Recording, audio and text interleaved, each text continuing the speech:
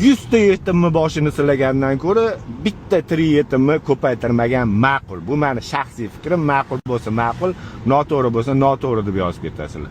Hozir kunda juda ham ajrashishlar ko'payib ketdi. Menimcha o'ylashim bo'yicha sababi silabiy kinolar va silabiy qo'shiqlar. Ya'ni Hojiboy Tojiboy aytgandek, qo'shiqlarning immuniteti yo'q. Voy, erkaklarga shunaqa ashulalar chiqyapti, erkak emas, как будто qiz bolaga o'xshaydi-da.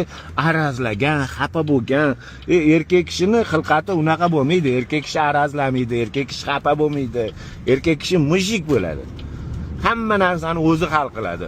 Ota-onasiga yoki qaynisingil, qaynopagachalariga hech kim qo'yib qo'ymaydi hayotini hal qilish. Erkak o'zining hayotini o'zi hal qiladi.